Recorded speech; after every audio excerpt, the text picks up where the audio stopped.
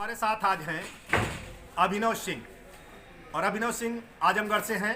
आजमगढ़ में तरवा और तरवा में चिलबिला गांव के रहने वाले हैं। और आपकी एक पहचान ये है, आपका परिचय ये है कि आप अमेरिका की एक कंपनी में नौकरी करते थे और फिर उसके बाद आपके जीवन में क्या बदलाव आए, क्या चेंजेज आए, जिसने आपको मेरी नज़रों में कम से कम एक सितारा बना दिया है। और मैं आपका प्रशंसक हूं और चाहता हूं कि आप जैसे नौजवान गांव-गांव में पैदा हों, जिलों में पैदा हों, देश में पैदा हों, तो हमारे देश का भला होगा। आप अपना परिचय बताएं। नमस्कार, मेरा नाम है अभिनव सिंह। मैं चिलबिला गांव, पलना ब्लॉक, आजमगढ़ का रहने वाला हूं। और मैं बीटेक हूं कंप्यूटर साइंस से। बेंगलोर से मैंने अपनी डिग्री प्राप्त की थी, फर्स्ट क्लास विद डिस्टिंक्शन। और मैं माइक्रोसॉफ्ट नाम की कंपनी में कार्यरत था। लेकिन बचपन से ही पिताजी के साथ गांव आना जाना रहता था, तो संस्कारों में वो सीख थी कि गांव को नहीं छोड़ना है।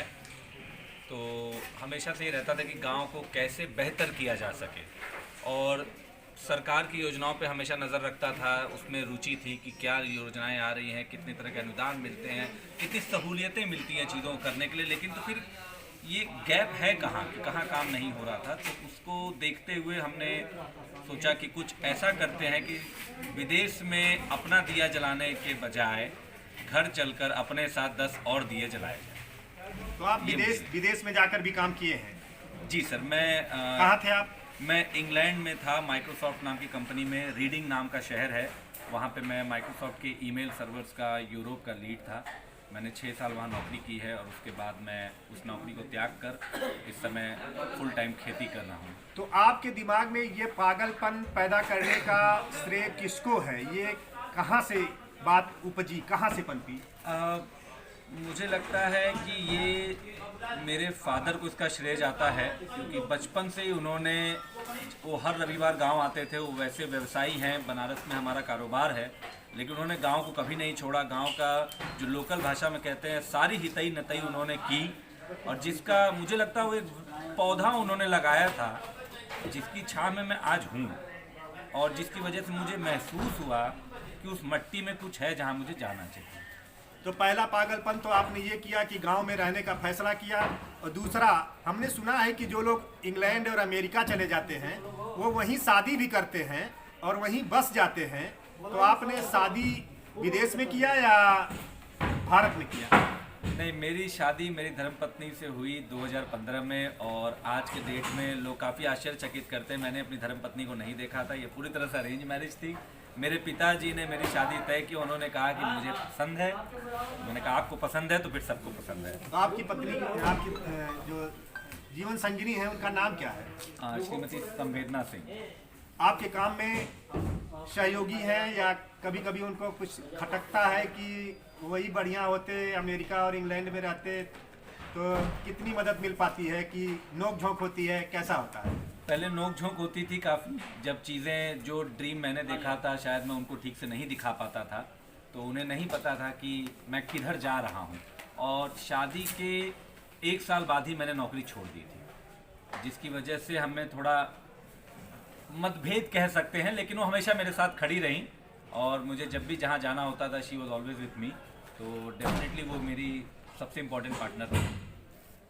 आप देख रहे हैं द तर्कस और अभिनव संवेदना का यह एक संसार जो बस रहा है, जो सज रहा है, जो कुछ करने वाला है, जो भविष्य में कुछ आपको देगा, जो एक रास्ता भी दे सकता है हमारे नौजवानों को। इस पर अभी हम बात कर रहे थे। और आप हमारे नौजवानों से क्या कहना चाहते हैं, कुछ अपना संदेश? मैं बस यही कहूँगा कि हमारे देश में अभी बहुत कुछ है करने के लिए। मैं जानता हूँ बहुत सारी कमियाँ हैं, लेकिन उसी को जो हमारे माननीय प्रधानमंत्री जी भी कहते हैं, आपदा को अवसर बनाइए और उन कमियों में घुसकर उन कमियों को अपनाइए, और जहाँ कमियाँ हैं वहाँ खुद बैठ जाइए और उद्यमी बनिए। आपको अगर पूछा जाए कि आप अपना हीरो किसे मानते हैं, चाहे इतिहास पुरुषों से, चाहे वर्तमान लोगों से, चाहे आपके जीवन में कोई घटना प्रसंग से, तो आप क्या जवाब देंगे? मैं अपने पिताजी से बहुत कुछ सीखा है। मेरे पिताजी की माताजी जब वो 3 महीने के थे तभी से नहीं थे, और एक संयुक्त परिवार में उन्होंने बिन माँ का जीवन बिताया। और मेरी बुआ थी जो उनको पाल पोस के बड़ा की। तो उसकी वजह से आई थिंक मैं उनको जब देखता हूँ तो मुझे लगता है जब ये कुछ भी किया जा सकता है तो मेरे पास तो कोई समस्या नहीं, मैं कुछ भी पा सकता हूँ जब उन्होंने अकेले इतना कुछ खड़ा कर दिया। आपकी आंखों में आंसू हैं, संवेदना के आंसू हैं, और मैं आपसे जानना चाहूँगा उन हीरो का और उस बुआ जी का, उनका कम से कम नाम बताएं जो आपके प्रति, आपके मन में एक इतनी श्रद्धा है, जिनके प्रति कि आपकी आंखों में आज आंसू छलक रहे हैं। अभिनव जी, मैं समझ गया कि जिसके भीतर संवेदना होती है, जिसकी आंखों में आंसू होते हैं, जो संवेदनशील होता है, वही बड़े काम करता है। इसके अंदर जज्बे पैदा होते हैं, वह जान भी दे सकता है, जोखिम भी उठा सकता है, और जो जोखिम उठाता है वही कुछ गेन करता है। उनके नाम जरूर बताइए। मेरे पिताजी का नाम श्री अरविंद कुमार सिंह है, और मेरी 2 बुआ थी, श्यामली माँ, और दूसरी बुआ का तो शायद मुझे ठीक से नाम भी नहीं पता। मेरी बुआ के लड़के इस समय यहीं पर हैं, राकेश भैया, ये देवगांव के पास गोपालपुर गांव है, और इन्हीं की माता जी ने ही मेरे पापा को पाला पोसा, उनका भोजन पानी सब वही है। ये जिनका आप परिचय बता रहे थे, उनके बेटे हमारे सामने खड़े हैं, बड़े भैया हैं। इन पर भी कैमरा घुमाइए, आप भी अभिवादन करिए हमारे श्रोताओं से, दर्शकों से, क्योंकि ये पूरा देश देख रहा है, देखेगा। बहुत धन्यवाद जी।